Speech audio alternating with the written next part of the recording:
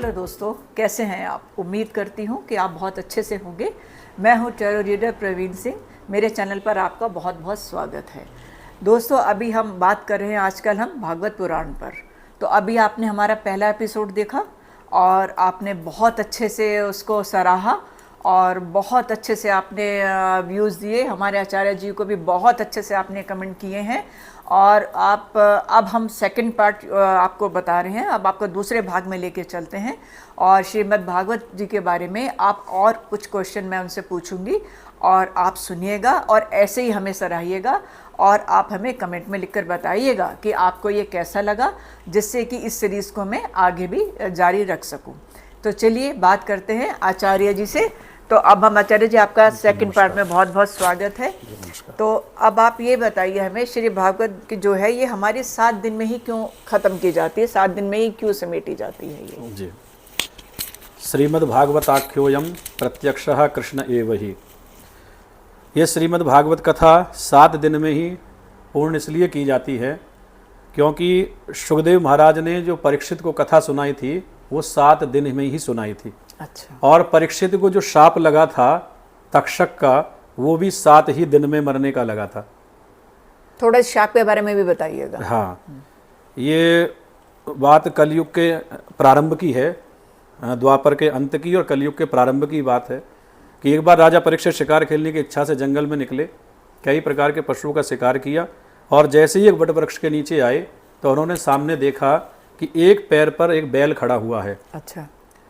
और उसके ठीक सामने एक गौ माता है जो रुदन कर रही हैं और रो रही हैं। तभी उन्होंने देखा कि एक हाथ में नंगी तलवार लेकर के, नग्न तलवार लेकर के एक काल पुरुष आकर के जो एक पैर पर बैल खड़ा हुआ है उस पैर को भी काटने का सतत प्रयास कर रहा है। अच्छा। तभी महाराज परीक्षित ने दौड़ करके उसके केशों को पकड़ लिया और उसे घसीटते हुए अपने पास ले आए। बोले, हमारे राज्य में इतना अपराध करते हो? बोले, तुमने इस बैल के 3 पैर काट दिए और जो इस एक पैर से खड़ा हुआ उसको भी काटने का सतत प्रयास करते हो, मेरे राज्य से निकल जाओ। और ये कोई और नहीं था, साक्षात कलयुग था। अच्छा। इस कलयुग ने देखा कि अब मेरी राजा परीक्षित के सामने मृत्यु निश्चित है। तो तुरंत उसने चरणों को पकड़ लिया और चरणों को पकड़ करके बोला, महाराज कहाँ जाऊँ? सब जगह तो आपका राज्य है, जहाँ भी जाता हूँ धनुष पर बाण लगा करके आप खड़े मिलते हैं मुझे। मैं कहीं इस राज्य से बाहर जा ही नहीं सकता, मुझे रहने के लिए कोई अपने राज्य में स्थान दे दीजिए। परीक्षित बोले, नहीं, कलयुग का मेरे राज्य में कोई स्थान नहीं है। तो आप इस कलयुग ने कहा कि आप मुझे कोई ऐसा स्थान दे दें जहां मैं निसंकोच होकर के रह सकूं। परीक्षित ने पूछा, बोलो कहाँ रह सकते हो? तो 4 स्थान मांगे। अच्छा। तो कलयुग ने 4 स्थान मांगे। बोले, वैश्यालय, मदिरालय, जुआघर, अच्छा, और चौथा जहाँ मांस मदिरा का प्रयोग होता हो। 4 स्थान मांगे। तो 4 स्थान कलयुग को राजा परीक्षित ने तथास्तु कह करके दे दिए। अब हाथ जोड़ करके चरणों में प्रणाम करके बोला कि इन 4 में से कोई भी एक अवगुण राजा में नहीं है और जब तक राजा पर अधिकार नहीं होगा तो उस राज्य में रहने का अभिप्राय क्या है? राजा पर भी तो अधिकार होना चाहिए। उसने देखा न राजा वैश्यागमन करता है, न राजा मदिरा का पान करता है, न मांसाहार करता है, तो राजा पर भी तो अधिकार होना चाहिए। तो बोले, महाराज एक स्थान और दे दो ना। मीठा बोला। तो बोले, क्या? बोले, मुझे स्वर्ण का वास दे दो। अच्छा। तो राजा परीक्षित के मन में न जाने क्या आया। बोले, जाओ, स्वर्ण में भी तुम्हारा वास होगा। अच्छा। हाँ। तो महाराज परीक्षित के मुख से ऐसा वचन निकलते ही तुरंत कलयुग ने सूक्ष्म रूप बनाया और जो कि महाराज परीक्षित के मस्तक पर स्वर्ण का एक मुकुट था, उस मुकुट के रास्ते होकर के मस्तिष्क में प्रवेश कर गया। अच्छा। तब से कलयुग का प्रारंभ हुआ। और आज राजा परीक्षित ने वो अपराध कर दिया, वो गलती कर दी जो उसके कभी पूर्वजों ने नहीं की थी। शिकार खेलने की इच्छा से इधर उधर गए, देखा तो एक भूख प्यास भी लगी थी। एक आश्रम पर पहुंचे। उस आश्रम में देखा कि एक ऋषि हैं, बड़े प्रतापी हैं और बड़े तपस्वी मनस्वी हैं और तप में समाधि में लीन थे, नेत्र बंद करके समाधिस्थ हो चुके थे, जिनका नाम था महर्षि समीक। महर्षि शमीक। तो बैठे थे समाधिस्थ होकर के। राजा ने कहा, सुनो, हम राजा परीक्षित बोलते हैं, थोड़ा जल मिलेगा क्या?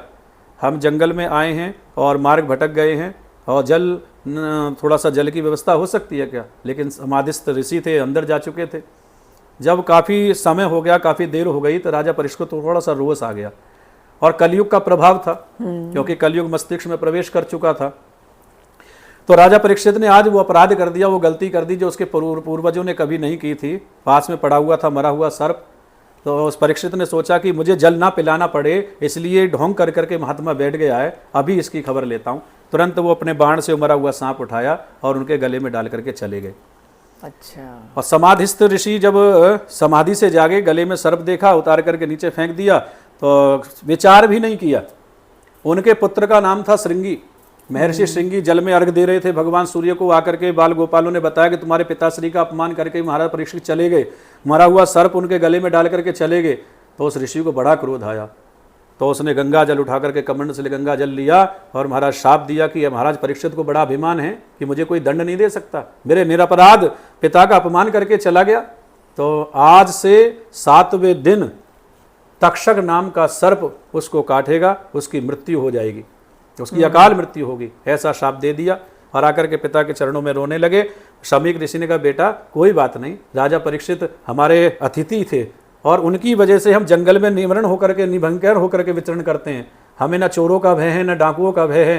रोज राजा परीक्षित अतिथि बन करके हमारे आए थे, मुझे जल की व्यवस्था ना करा सके, थोड़ा सा हास परिहास कर दिया, तो हमें इतना भयंकर शाप नहीं देना था।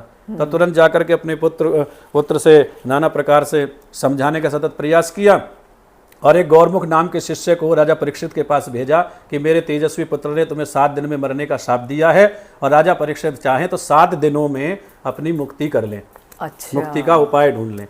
अच्छा। तो राजा परीक्षित ने कहा, सुनो, आपके गुरुजी ने मुझे 7 दिन में मरने का शाप दे करके बिल्कुल अच्छा नहीं किया, क्योंकि जो मैंने अपराध किया था उसका फल तो मुझे तक्षण मिलना था, मुझे आज ही मर जाना था, लेकिन फिर भी 7 दिन दिए हैं। इन 7 दिनों में मैं प्रयास करूंगा कि मेरी मुक्ति हो। तो तुरंत अपनी पत्नी से बोले, सुनो, आज एक विचित्र स्थिति तुम्हें बताता हूँ, विचित्र बात बताता हूँ। ब्रह्मा की सृष्टि में कोई ऐसा व्यक्ति नहीं है जो ये बता दे कि मैं उस दिन मरूंगा। सामान्य 100 वर्ष का, पर पल की खबर नहीं।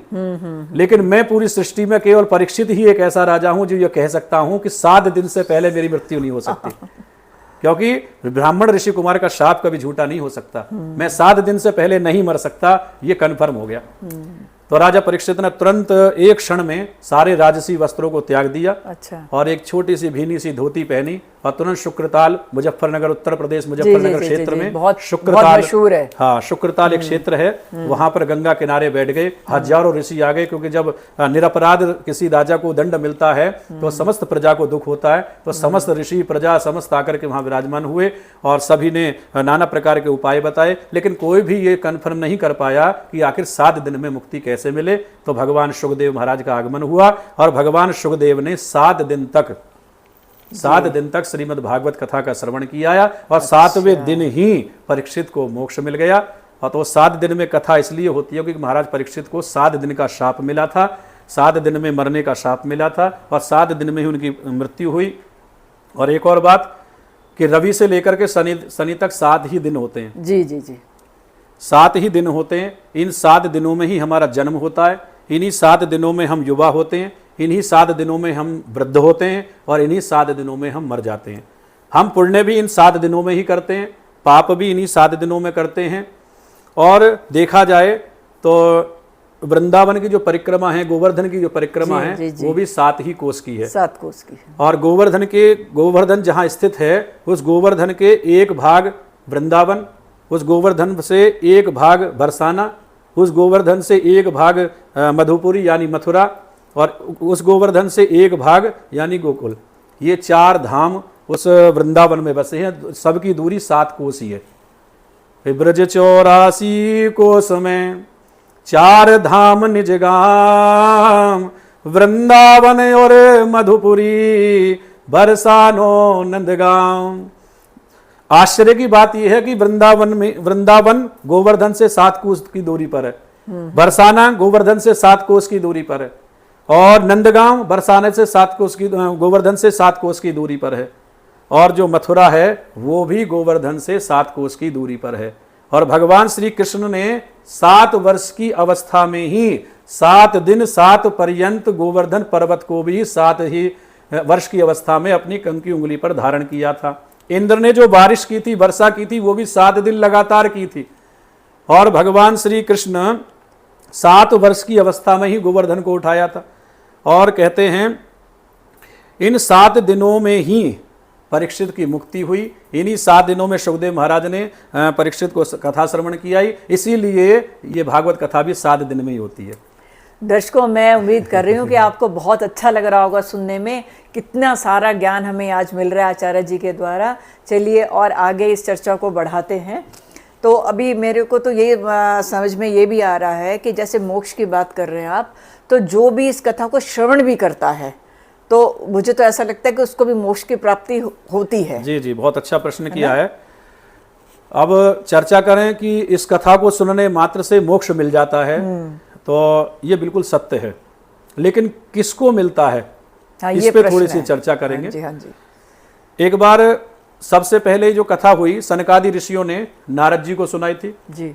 उसके बाद दूसरी कथा जब इस पृथ्वी पर हुई तो गोकर्ण जी महाराज ने धुंधकारी के निमित्त इस कथा को किया था। जी। गोकर्ण जी महाराज के छोटे भाई थे धुंधकारी, जो कि ब्राह्मण होकर के भी अधर्म पाप किया करते थे। मृत्यु के पश्चात प्रेत बनकर के प्रेत योनि में घूम रहा था। तो गोकर्ण जी ने अपने छोटे भाई धुंधकारी के निमित्त इस कथा को किया था।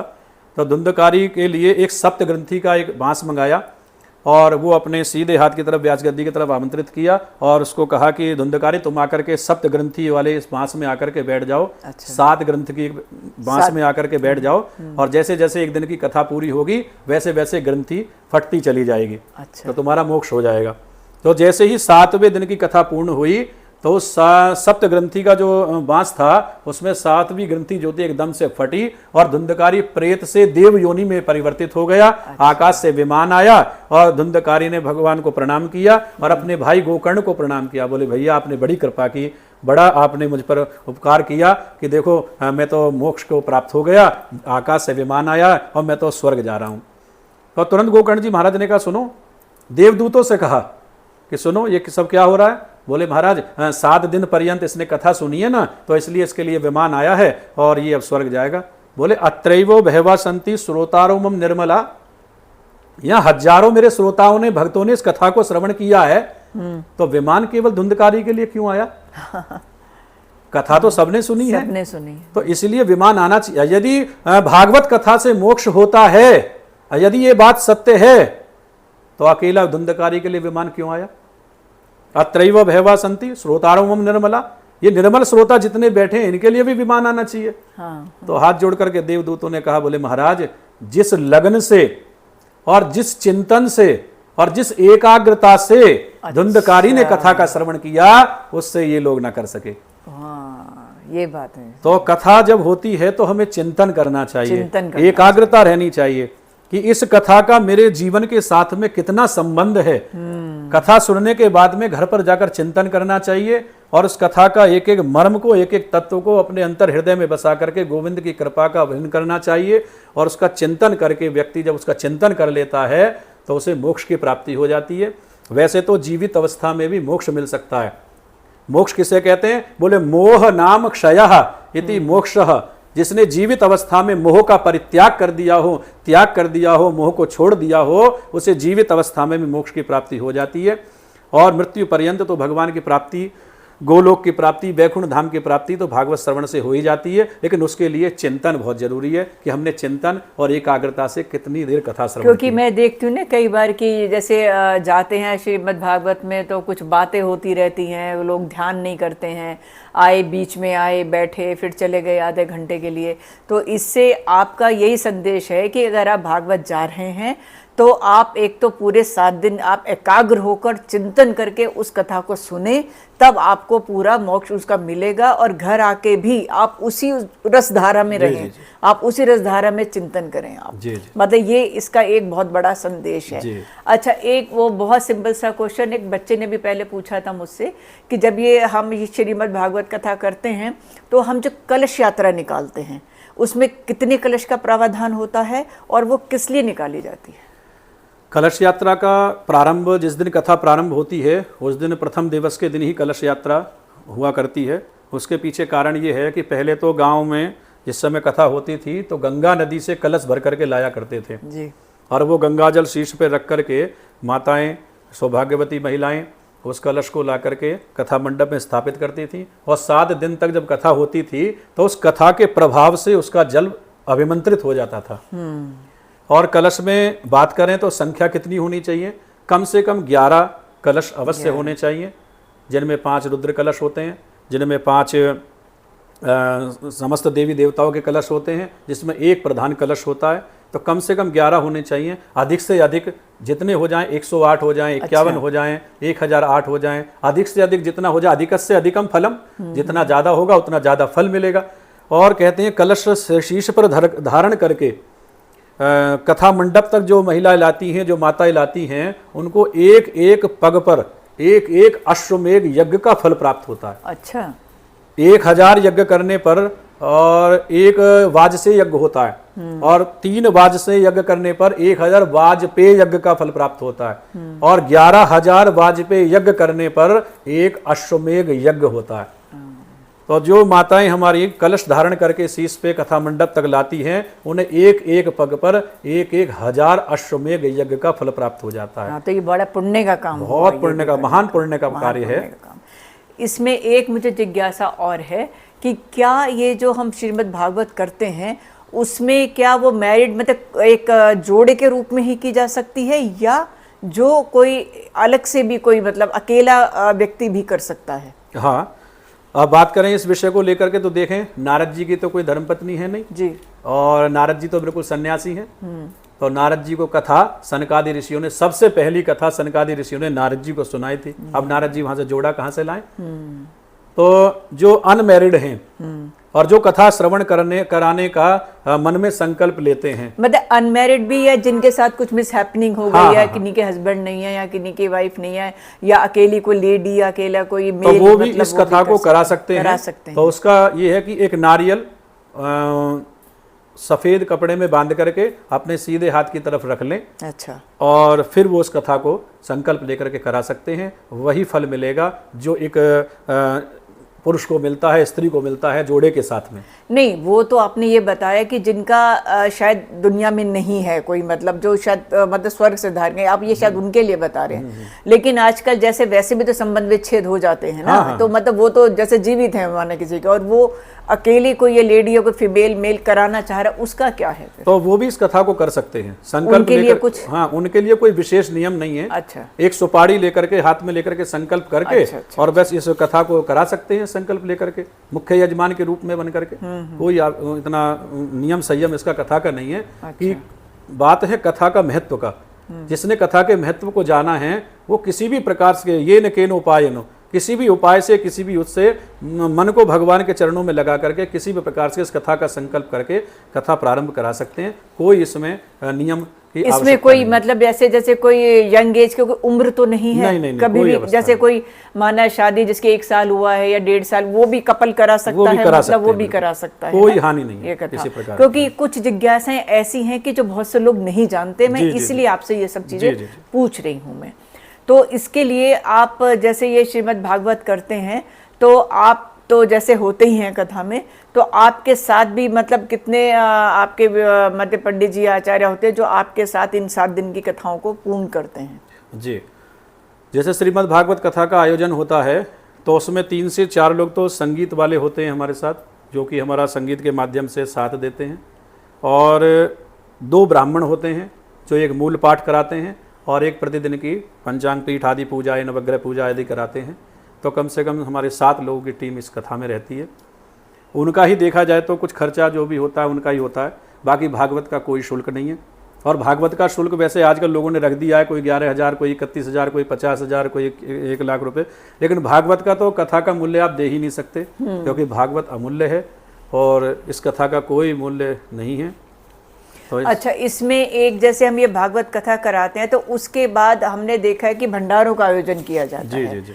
तो वो मतलब जरूरी है या कैसे उसको विस्तार से ना लेकर के वही गरीब बच्चों को भोजन करा दिया है, थोड़ा सा 5 ब्राह्मणों को जमा दिया जाए, या फिर ये एक समापन के तौर पर, समापन के तौर पर हवन पूर्णाहुति होने के बाद में विशाल भंडारे कराने की आवश्यकता नहीं है। आजकल लोग दिखावे के कारण बहुत विशाल विशाल भंडारे करा देते हैं। जी जी। तो उसमें कुछ ऐसे गरीब लोग हो जाते हैं प्रसाद के लिए रह जाते हैं। तो इसलिए सबसे अच्छा है कि थोड़ा सा प्रसाद हलवे का बनवाए या खीर का बनवाए। वैसे तो भगवान श्री कृष्ण को खीर बहुत प्रिय है। जी जी। भागवत की समाप्ति पर खीर का थोड़ा सा प्रसाद 5 ब्राह्मणों को भी भोजन करा दिया जाए, और ब्राह्मण भी ना हो तो केवल गौ माता को, केवल गौ माता को वो खीर का प्रसाद देने मात्र से समस्त ब्रह्मांड तृप्त हो जाता है, ऐसा श्रीमद् भागवत में लिखा है। चलिए थोड़ा दोबारा लौट के आते हैं। अभी जैसे हम उनकी बात कर रहे थे कि प्रसंग की बात कर रहे थे कि उसमें जैसे गोपी जी का प्रसंग हो गया, और कोई प्रसंग बताइए कोई और इसमें श्रीमद् भागवत जी में जो बहुत मतलब संस्मरण बहुत अच्छा, बहुत दिल को छू लेने वाला, और भी कोई है तो? इसमें सबसे अच्छी तो मुझे गजेंद्र मोक्ष की कथा लगती है जी, जिसमें बहुत ही भाव विवल होकर के भक्त लोग बिल्कुल अंतर हृदय को उनके छू जाती है। तो प्राचीन समय की बात है, ये 8वें स्कंद के 2 अध्याय की कथा है। जी। एक हाथी था, नाम था गजेंद्र, जिसमें 1000 हाथियों का बल था। उसकी 50 पत्नी थी और 150 पुत्र थे, जी। लेकिन अभिमान बहुत था।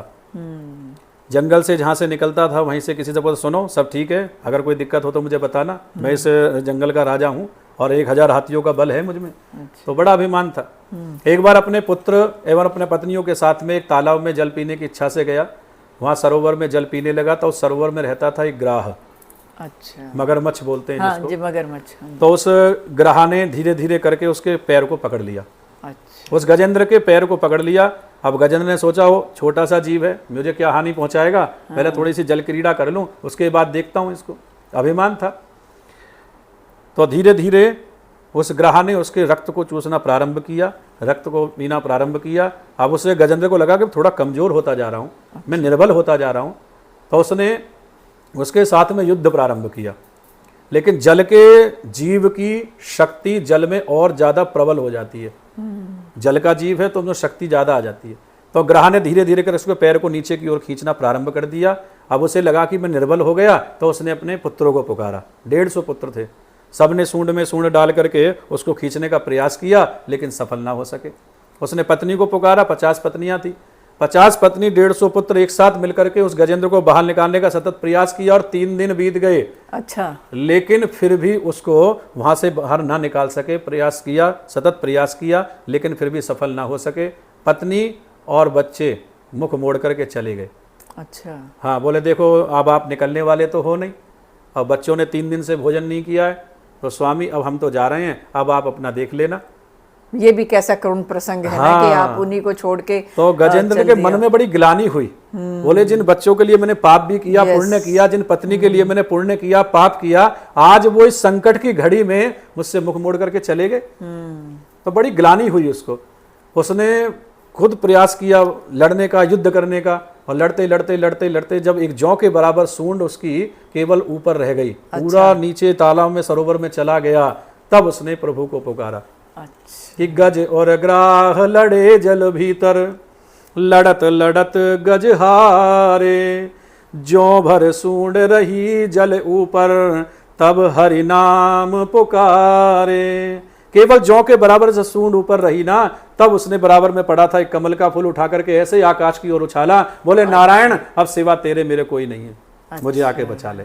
तो कहते हैं भगवान एक क्षण में गरुड़ पर भी नहीं बैठे, तुरंत आए और आकर के अपने सुदर्शन चक्र से उस पूरे सरोवर के जल को सुखा दिया, और अपने सुदर्शन चक्र से उस ग्राह के मस्तक के टुकड़े कर दिए, और उस ग्राह के मुख से आज गजेंद्र को बचा लिया।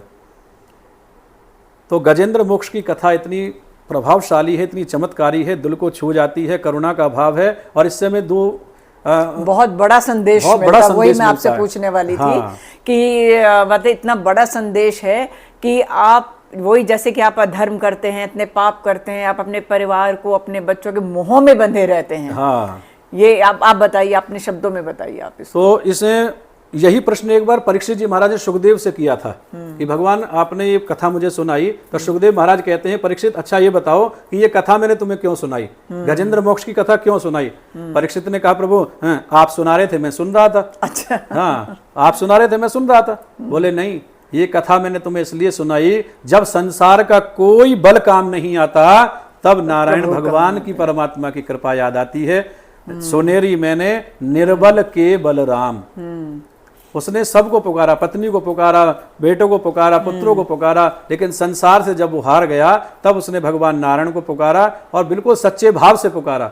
और जब हम सच्चे भाव से, सच्चे अंतर हृदय से, अंतःकरण से भगवान को पुकारते हैं ना, तो हमारी अवश्य सुनते हैं और वो आकर के हमारी रक्षा करते हैं। और क्योंकि वो कोई बाहर थोड़ा ही है, वो हमारे अंतर हृदय में ही है, लेकिन हम उसको पुकारते नहीं है, स्वार्थवश अपने जो इधर उधर भागते रहते हैं, संसार के लोगों को पुकारते हैं। लेकिन जब हम उस परमात्मा को सच्चे हृदय से पुकारते हैं तो वो अंतर हृदय से ही प्रकट होकर के हमारी रक्षा करता है। तो इससे बहुत बड़ा संदेश मिलता है कि हमें संसार के व्यर्थ के प्रपंचों में नहीं फंसना चाहिए, और ये मोह में भी, जो बहुत ज्यादा मोह में भी नहीं फंसना चाहिए। परिवार का मोह, बच्चों का मोह, क्योंकि सब यहीं छूट जाते हैं। मतलब मुझे ऐसा लगता है कि ठीक है, आप अपनी ड्यूटीज पूरी करो, हाँ, बच्चों के कर्तव्य प्रति, आपकी पति पत्नी के, पत्नी जो भी है, सारे रिश्तों की मतलब आपको पूरा करिए, लेकिन मोह बहुत ज्यादा मत रखिए कि ये मेरा ये करेगा या ये मेरी सेवा करेगा, या संसार के कार्यों को करता रहे, अपना कर्तव्य का पालन ईश्वर करता के सिवा रहे, ईश्वर कोई का ध्यान नहीं है। रखे।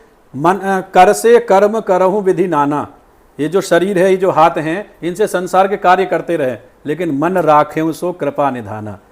मन की डोर गोविंद के चरणों में जोड़ता चले, और संसार के कर्म हैं वो इन हाथों से, संसार शरीर से करता रहे, लेकिन मन की डोर गोविंद के चरणों से जोड़े। यही हमें श्रीमद् भागवत कथा सिखाती है। और मुझे तो ऐसा लगता है कि आप इधर उधर अपने मुंह से कुछ गलत शब्द किसी के लिए निकालें या कुछ करें, आपके मन में कोई भाव भी है तो जहां पे आप पूजा करें, आप वहां बैठ के सीधा प्रभु से सीधी सीधी बात करें, बस बस प्रभु को आप बताएं, और प्रभु अपने आप आपको, मुझे तो ऐसा लगता है वो सुन रहे हैं आपकी बात, आप उनसे कह रहे हैं तो वो सुन रहे हैं, तो जो आपके लिए अच्छा होगा वो आपके लिए करते हैं। मुझे ऐसा क्योंकि प्रकृति हमेशा रिटर्न करती है।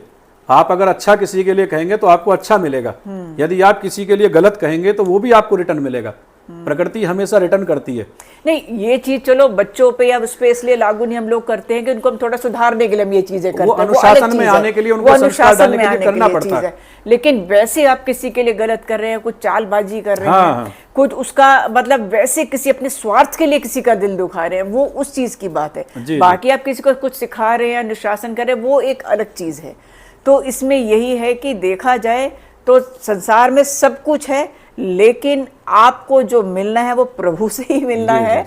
आप सारे अच्छे काम करते हुए आप प्रभु की शरण में रहें, वो बिल्कुल आपको देखते हैं, बिल्कुल आपको सुनते हैं। यही मुझे तो आज आपसे इतनी चर्चा करी हम लोगों ने, बहुत अच्छा लगा, और मुझे पूरी उम्मीद है कि दर्शकों को भी बहुत अच्छा लगा होगा, और वो चाह रहे होंगे कि इसको हम अभी अंत ना करें। तो आप हमें कमेंट बॉक्स में लिखिएगा, हम आचार्य जी को फिर तकलीफ देंगे, हम उनको फिर बुलाएंगे और फिर हम किसी और टॉपिक पे लेकर इनसे बात करेंगे। तो आचार्य जी आपका बहुत बहुत धन्यवाद, बहुत बहुत शुक्रिया।